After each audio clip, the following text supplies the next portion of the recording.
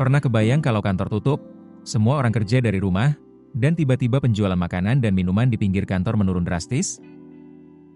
Itu bukan fiksi, melainkan realita yang dihadapi UMKM sektor F&B setelah pemerintah rencanakan kebijakan work from home atau work from anywhere pasca Lebaran.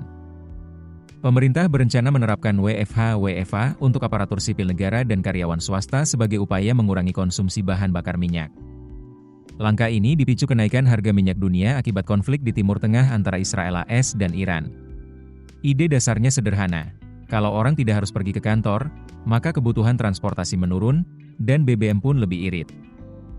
Menurut Sekretaris Jenderal Asosiasi UMKM Indonesia, Edi Misero, kebijakan ini berpotensi menekan pendapatan UMKM, khususnya yang bergerak di bidang makanan dan minuman. Kenapa? Karena jam makan siang di sekitar kantor menjadi momen penjualan paling ramai. Jika karyawan tidak lagi datang ke kantor, aktivitas membeli makanan, ngopi, atau snack di luar rumah berkurang signifikan. Edi menambahkan, penurunan aktivitas di area perkantoran akan berdampak langsung pada omzet UMKM Mamin. Meskipun belum ada estimasi kuantitatif, ia memperkirakan risiko ini akan terus berlanjut selama konflik Timur Tengah belum selesai atau bahkan memanas. Akumindo khawatir bahwa penurunan penjualan ini tidak hanya bersifat sementara, melainkan dapat menggerus daya tahan finansial usaha mikro, kecil, dan menengah. UMKM F&B bukan sekadar penjual makanan. Mereka adalah sumber lapangan kerja, pendapatan keluarga, dan kontribusi signifikan terhadap PDB nasional. Jika arus pendapatan mereka terhenti, efek domino akan terasa pada sektor lain, dari pemasok bahan baku hingga layanan logistik. Selain itu, penurunan perputaran uang di sektor ini dapat menurunkan pajak daerah, menghambat pembangunan infrastruktur lokal.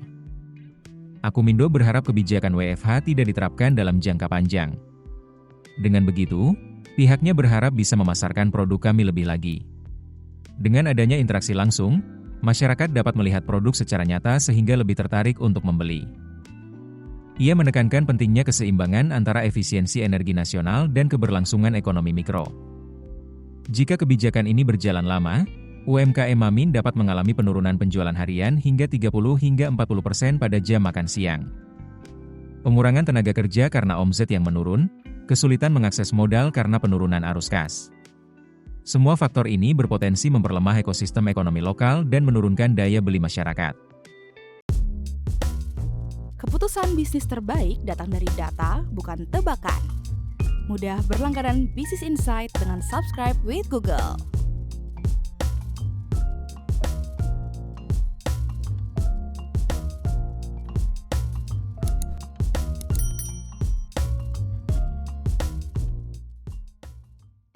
Download aplikasi Kontan sekarang di App Store atau Play Store.